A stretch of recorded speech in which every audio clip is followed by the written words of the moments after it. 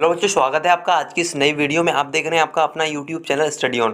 तो बच्चों, आज की इस नई वीडियो में हम आपको छिंदवाड़ा विश्वविद्यालय जो बीए फर्स्ट ईयर की जो ओपन बुक एग्ज़ाम जो परीक्षाएं चल रही है उसके जो है भूगोल, जी हाँ, भूगोल के आपके प्रथम प्रश्न पत्र का संपूर्ण सॉल्यूशन इस वीडियो में प्रोवाइड करने वाले हैं। साथ ही इस वीडियो में हम आपको बताएंगे कि आप इसका जो है आप पीडीएफ फॉर्मेट में इसका सॉल्यूशन कैसे डाउनलोड कर सकते हैं। तो स्टूडेंट्स, यदि आप इस चैनल पर पहली बार विजिट कर रहे हैं तो आप इस चैनल को सब्सक्राइब कर ले और बेल आइकन को प्रेस कर ऑल पर सेलेक्ट कर दे, क्योंकि आपके सभी पेपरों के सॉल्यूशन हमारे चैनल पर अपलोड किए जा रहे हैं। साथ ही इस वीडियो में हम आपको आगे बताने वाले हैं कि आप इसका पीडीएफ कैसे डाउनलोड कर सकते हैं। तो वीडियो में लास्ट तक जरूर देखें। तो चलिए स्टूडेंट्स, अब वीडियो शुरू कर लेते हैं। तो पहले देखिए, आपका जो आपके भूगोल का प्रथम प्रश्न पत्र है आपका ये, इसका हम सॉल्यूशन आज देखेंगे। तो देखिए, सबसे पहले हम पूरे क्वेश्चन देख लेते हैं, उसके बाद हम आपको आंसर प्रोवाइड करवाएंगे। तो देखिए, आपका पहला क्वेश्चन है भौतिक भूगोल क्या है, भौतिक भूगोल के कार्यक्षेत्रों को संक्षेप में लिखिए। इसके अथवा में आपको पूछा गया पृथ्वी की उत्पत्ति संबंध और आर्किमिडीज सिद्धांत की व्याख्या करो। इसके बाद स्टूडेंट्स, आपका जो सेकंड क्वेश्चन है, वैगनर द्वारा प्रदत्त महाद्वीपीय प्रवाह सिद्धांत की आलोचनात्मक विवेचना कीजिए। इसके अथवा में आपको पूछा गया भू संतुलन क्या है, संदर्भ में एरी एवं प्राट के विचारों का वर्णन करो। इसके बाद स्टूडेंट्स, आपको थर्ड में पूछा गया भूकंप किसे कहते हैं, इनके प्रभावों का वर्णन कीजिए। इसके बाद स्टूडेंट्स, आपको देखिए पूछा गया चट्टानों का वर्गीकरण करते हुए आग्नेय चट्टानों का वर्णन कीजिए। इसके बाद स्टूडेंट्स, आपका अगला क्वेश्चन है प्रश्न क्रमांक 4। तो देखिए 4 में आपको अपरदन से क्या अभिप्राय है, क्या आशय है, अपरदन की विभिन्न प्रक्रियाओं की विवेचना कीजिए आपको कहा गया है। इसके बाद आप इसके अथवे में आपको डेविस द्वारा प्रस्तुत अपरदन चक्र की संकल्पना की व्याख्या करने को कहा गया है। इसके बाद स्टूडेंट्स, आपका अगला क्वेश्चन है प्रश्न क्रमांक 5। तो भूतल पर प्रवाहित जल के कार्यों का वर्णन करने को कहा गया है और उसके और में आपको अथवे में हिमानी कितने प्रकार की होती है और महाद्वीपीय हिमानी को समझाइए, इसको ये आपको पूछा गया है। तो इस देखिए, इसके बाद हम पूरा अब इसका सॉल्यूशन देख लेते हैं। आपको कुछ इस तरीके से आपको 5 क्वेश्चन आपके पूछे गए हैं। तो देखिए, भौतिक भूगोल प्रश्न क्रमांक 1 का आंसर देखिए, भौतिक भूगोल आपको पूछा गया था प्रश्न क्रमांक 1 में। देखिए, प्रश्न क्रमांक 1 का आंसर देखिए, भौतिक भूगोल क्या है आपका, हमने आपको आंसर प्रोवाइड करवा दिया। देखिए, भौतिक भूगोल की भूगोल की एक प्रमुख शाखा है जिसमें पृथ्वी के भौतिक स्वरूपों का अध्ययन किया जाता है या धरातल पर अलग अलग जगह पाई जाने वाली भौतिक परिघटनाओं के वितरण की व्याख्या व अध्ययन करता है। साथ ही भूविज्ञान, मौसम विज्ञान, जंतु विज्ञान, आपका जो भौतिक भूगोल है यह जंतु विज्ञान, रसायन शास्त्र से भी जुड़ा हुआ है। इसकी कई उपशाखाएं हैं जो विविध भौतिक परिघटनाओं की विवेचना करती है। इस तरीके से स्टूडेंट्स, आपको प्रश्न क्रमांक 1 का उत्तर भौतिक भूगोल की परिभाषा इस तरीके से लिख लेनी है। और यदि आप जो इसका ड्रॉ करना चाहते हैं तो आप कुछ इस तरीके से, ये आपका जल है, ये आपका थल है, और इस तरीके से आप इसका ड्रॉ कर सकते हैं। या फिर आपको समझ में नहीं आ रहा है चित्र, तो आप जो है आप इसका चित्र रहने दीजिए, आप इसके आगे देख सकते हैं। तो आपको जो है भौतिक भूगोल से जुड़े कुछ विषय और इसकी शाखाएं इसके बाद लिख लेनी है। तो देखिए, आपको देखिए पहली शाखाएं खगोलीय भूगोल, यह पार्थिव घटनाओं का अध्ययन करता है जिसमें मुख्य रूप से पृथ्वी की सतह के साथ सूर्य, चंद्रमा और सौरमंडल के ग्रहों को भी शामिल किया जाता है। इस तरीके से स्टूडेंट्स, आपको ये पूरा लिख लेना है। इसके बाद आपको दूसरा लिखना है भू आकृति विज्ञान, यह पृथ्वी के स्थल रूपों का अध्ययन करता है जिसके अंतर्गत जलवायु, हिमानी और अपरदन परिवहन नात्मक और जो है निक्षेपणात्मक कार्यों का द्वारा स्थल रूपों की उत्पत्ति व विकास शामिल है। इस तरीके से स्टूडेंट्स, आपके प्रश्न क्रमांक 1 का उत्तर चल रहा है। आपको फिर तीसरा जो है आपको पॉइंट लिख लेना है समुद्र विज्ञान, यह महासागरीय तथा जल की गहराइयों में धारा प्रवाल भित्तियों और महाद्वीपीय विस्थापन आदि से संबंधित महासागरीय संकटों का अध्ययन करता है, जो आपका है। और इसके बाद देखिए, आपको आपका फोर्थ लिखना है जलवायु विज्ञान। इसके अंतर्गत आपका चौथा है जो है जलवायु विज्ञान। तो जलवायु विज्ञान वायुमंडलीय दशाओं और संबंधित जलवायु और मौसमी परिघटनाओं का अध्ययन है। इसके अंतर्गत वायुमंडलीय संगठन, जलवायु प्रदेशों के तथा मौसमों का आदि का अध्ययन शामिल है। इस तरीके से स्टूडेंट्स, आपको प्रश्न क्रमांक 1 का आंसर है और आपको जो है यहाँ तक पूरा ये भूकंप ज्वालामुखी तक लिख लेना है। इसके बाद आपका अगला स्टूडेंट्स, आपका अगला क्वेश्चन है भू संतुलन। प्रश्न क्रमांक 2 का उत्तर अथवे का हमने यहाँ पर आपको प्रोवाइड करवाया। देखिए, आपको प्रश्न क्रमांक 2 के अथवे में पूछा गया भू संतुलन क्या होता है। तो देखिए ये पूरा उसका आंसर हमने यहाँ पर प्रोवाइड करवाया है।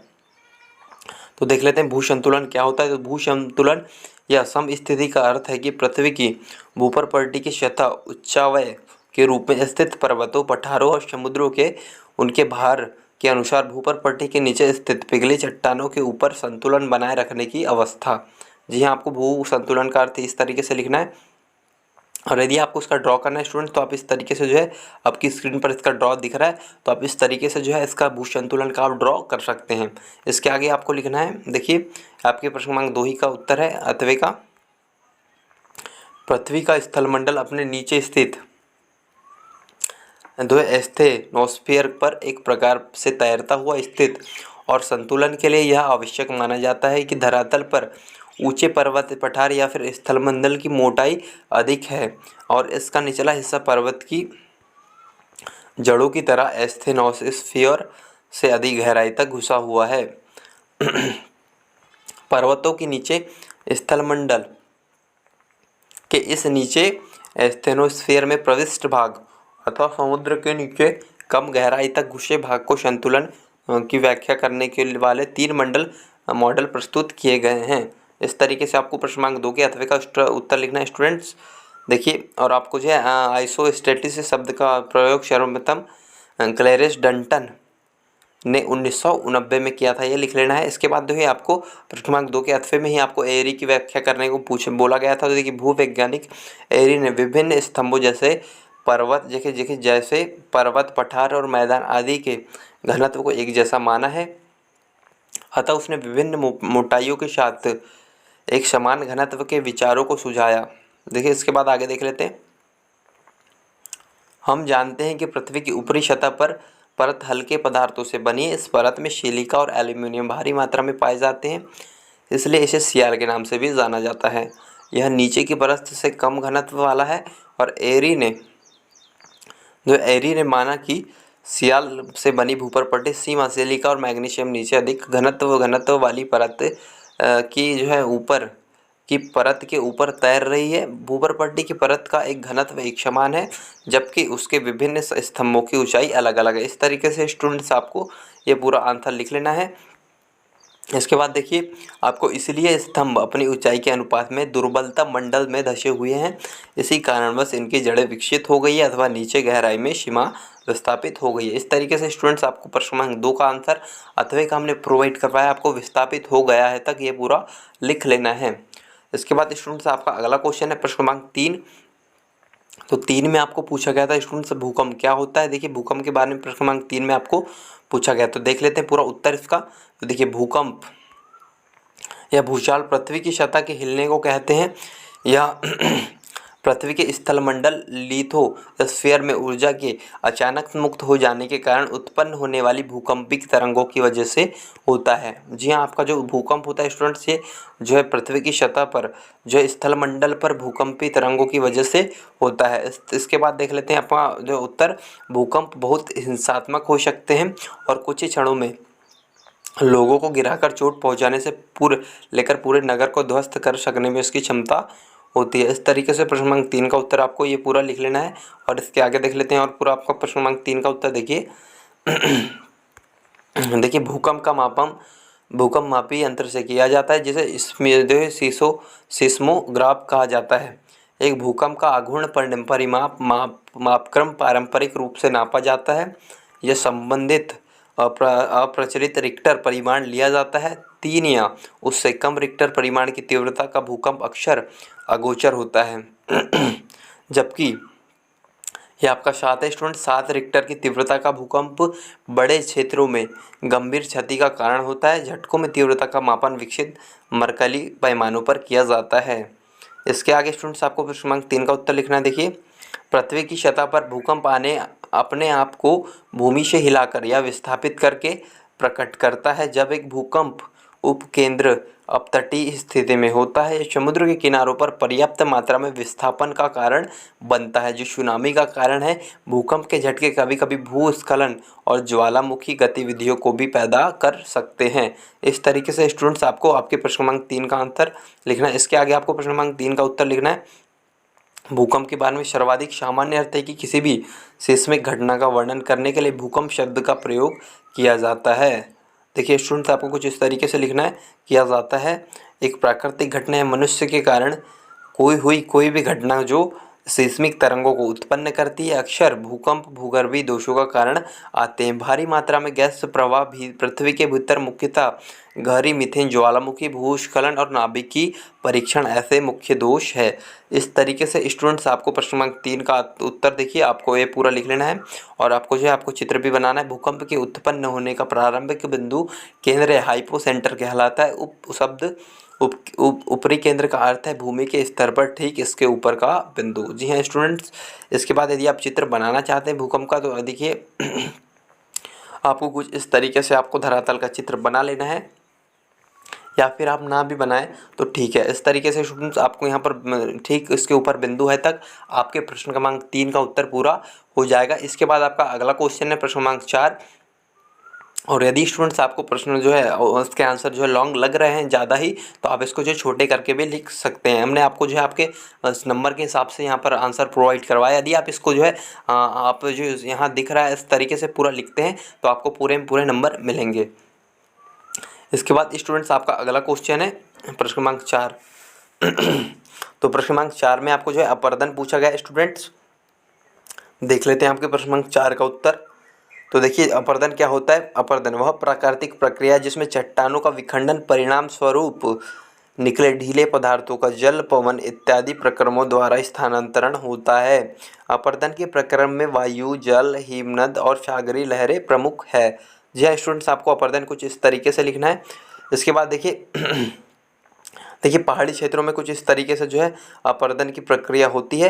तो आपको ये देखिए आपको देख के समझ लेना है, आप इसको ड्रॉ नहीं करना है। इसके बाद देख लेते हैं गेहूं के खेत में अत्यधिक भूषण का दृश्य। आपको देखिए अब चौथे जो आपको यहाँ से स्टार्ट करना है आपके समुद्र तट पर। आगे का देखिए समुद्र तट पर गहरे लहरों और ज्वार भाटा की क्रिया के कारण पृथ्वी के भाग टूटकर समुद्र में विलीन हो जाते हैं और मिट्टी अथवा कोमल चट्टानों के अलावा कड़ी चट्टानों का भी इन क्रियाओं से धीरे धीरे अपक्षय होता रहता है। वर्षा और तुषार भी इस क्रिया में सहायक होते हैं। वर्षा के जल में घुली हुई गैसें रासायनिक क्रिया के फलस्वरूप कड़ी चट्टानों का अपक्षय होता है। ऐसा जल भूमि में घुसकर अधिक विलेय और पदार्थों के कुछ अंश को भी घुला लेता है। इस प्रकार अलग्न पदार्थों को भी बहा ले जाता है। स्टूडेंट्स इस तरीके से आपको प्रश्न क्रमांक 4 का उत्तर लिखना है और इसके आगे आपको लिखना है देखिए वर्षा, पिघली हुई ठोस बर्फ और तुषार निरंतर भूमि का क्षरण करते हैं। इस प्रकार टूटे हुए अंश नालों या छोटी नदियों से बड़ी नदियों में और इनसे समुद्र में पहुंचते रहते हैं। इसके आगे स्टूडेंट्स आपको कुछ इस तरीके से लिखना देखिए, इसका आंसर आपकी स्क्रीन पर है। नदियों का अथवा अन्य बहता हुआ जल किनारों तथा जल की भूमि को काटकर मिट्टी को ऊंचे स्थानों से नीचे की ओर बहा ले जाता है। ऐसी मिट्टी बहुत बड़े परिमाण में समुद्र तट पर पहुंच जाती है, समुद्र पाटने का काम करती है। समुद्र में गिराने वाले जल में मिट्टी के सिवा विभिन्न प्रकार के जल लवण भी होते हैं। इस तरीके से स्टूडेंट्स आपको ये पूरा लिख लेना है। यहाँ पर आपका प्रश्न क्रमांक 4 कंप्लीट हो जाएगा। इसके बाद स्टूडेंट्स आपका अगला क्वेश्चन है प्रश्न क्रमांक 5। तो देखिए प्रश्न क्रमांक 5 के अथवे का आंसर हम आपको यहाँ पर प्रोवाइड कर रहे हैं। जी हाँ, आपको प्रश्न क्रमांक 5 में पूछा गया है स्टूडेंट्स आपको हिमानी। जी हाँ, आपको हिमानी के बारे में पूछा गया है स्टूडेंट्स, तो आपको हिमानी के बारे में लिख लेना है। प्रश्न क्रमांक 5 के अथवे का आंसर हम आपको यहाँ पर प्रोवाइड कर रहे हैं। देखिए कुछ इस तरीके लिखना है आपको, हिमानी या हिमनद। तो देखिए हिमानी क्या होता है आपका, पृथ्वी की सतह पर विशाल आकृति की गतिशील बर्फ राशि को कहते हैं, जो अपने भार के कारण पर्वतीय ढालों का अनुसरण करते हुए नीचे की ओर प्रवाहमान होती है। ध्यातव्य कि यह हिम राशि सघन होती है। इसकी उत्पत्ति ऐसे इलाकों में होती है जहां हिमपात की मात्रा हिम के क्षय से अधिक होती है। और देखिए प्रतिवर्ष कुछ हिम अधिशेष के रूप में बच जाता है। वर्ष दर वर्ष हिम के एकत्रण में निचली परत के ऊपर दबाव पड़ता है और वे सघन हिम के रूप में परिवर्तित हो जाती है। ये सघन हिमराशि अपने भार के कारण ढालों पर प्रवाहित होती है, जिसे जो है हिमनद या फिर हिमानी कहते हैं। प्रायः हिम जो है हिमखंड नीचे आकार पिघलता है और पिघलने पर जल देता है। इस तरीके से स्टूडेंट्स आपको प्रश्न क्रमांक 5 के आपके लास्ट क्वेश्चन का आंसर लिखना है। देखिए आपको कुछ इस तरीके से आप देख सकते हैं, आपका जो है हिमानी का जो चित्र है आपका, एक इस तरीके से प्रक्रिया पूरी होती है। इस चित्र के माध्यम से आपको समझाया गया है, तो आप इस चित्र को आपको देख लेना है, समझ लेना है, बाकी आपको चित्र को उतारना नहीं है। इसके बाद देख सकते हैं आपका आगे लिखना है आपको पृथ्वी पर जो है आपका ये आपका 99% हिमालय ध्रुवों पर आपका 99% है स्टूडेंट्स, 99% हिमालय ध्रुवों पर ध्रुवीय हिम चादर के रूप में है।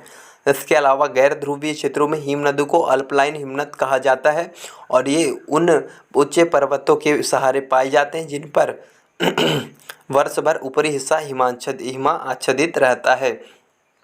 इसके आगे स्टूडेंट्स आपको हिमानी में लिख लेना है 5वें के अथवे में।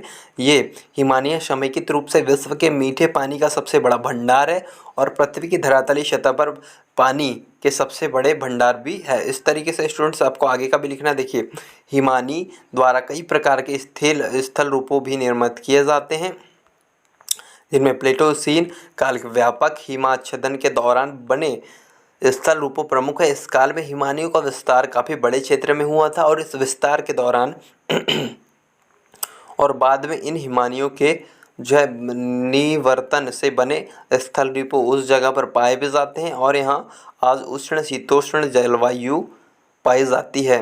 और इसके बाद स्टूडेंट्स आपको वर्तमान में 19वीं सदी के मध्य से ही हिमानी का निवर्तन जारी है और कुछ विद्वानों ने इसे प्लेस्टोसीन काल के हिम युग के समापन की प्रक्रिया के तौर पर भी मानते हैं। इसके आगे स्टूडेंट्स यदि आप लिखना चाहते हैं तो आपको कुछ इस तरीके से लिखना है। देखिए हिमानी का महत्व इसलिए भी बढ़ जाता है क्योंकि जलवायु के दीर्घकालिक परिवर्तन जैसे वर्तन, मेघाच्छादन, तापमान इत्यादि प्रतिरूपों में प्रभावित होते हैं और इसलिए इन्हें जलवायु परिवर्तन और समुद्र तल का बेहतर सूचक माना जाता है। इस तरीके से स्टूडेंट्स आपको प्रश्न क्रमांक 5 के अथवे का उत्तर पूरा बेहतर सूचक माना जाता था कि यहाँ तक पूरा लिख लेना है। इस तरीके से स्टूडेंट्स आपके प्रश्न क्रमांक 5 के अथवे का भी आंसर हो जाएगा। इस तरीके से स्टूडेंट्स आपके सभी क्वेश्चन के आंसर हमने इस वीडियो में आपको प्रोवाइड कर दिए हैं, तो उम्मीद है कि सभी क्वेश्चन के आंसर से आप श्योर होंगे। यदि किसी भी क्वेश्चन के आंसर में आपको डाउट्स है तो नीचे कॉमेंट बॉक्स में आप कॉमेंट कर सकते हैं और सभी पेपरों के सॉल्यूशन पाने के लिए और PDF जो है आपके सभी सॉल्यूशन के जो सभी पेपरों के सॉल्यूशन पाने के लिए आप वीडियो के डिस्क्रिप्शन बॉक्स में हमारे आपके खुद के व्हाट्सएप ग्रुप का लिंक है, तो आप वहां जाकर जो है ज्वाइन हो सकते हैं। जो है आपको वहां पर आपके सभी पेपर के सॉल्यूशन जल्द से जल्द प्रोवाइड करवाए जाएंगे। साथ ही आप जिस भी पेपर का जो सॉल्यूशन करवाना चाहते हैं आप जो है उस पर एडमिन के नंबर पर अपने पेपर को सेंड कर सकते हैं। तो मिलते हैं बच्चों एक नेक्स्ट वीडियो में। और यदि आपने अभी तक इस चैनल को सब्सक्राइब नहीं किया तो सब्सक्राइब करके बेल आइकन को प्रेस करके ऑल पर सिलेक्ट कर ले और जो है आपके सभी दोस्तों को ये वीडियो शेयर करें ताकि सभी को उसकी जो है हेल्प हो सके। तो मिलते हैं स्टूडेंट एक नेक्स्ट वीडियो में नेक्स्ट सॉल्यूशन के साथ। आगे आपको कौन सा पेपर चाहिए और कौन से पेपर का सॉल्यूशन चाहिए आप हमें कमेंट कर सकते हैं। तो मिलते हैं नेक्स्ट वीडियो में बच्चों, जब तक के लिए जय हिंद, वंदे मातरम।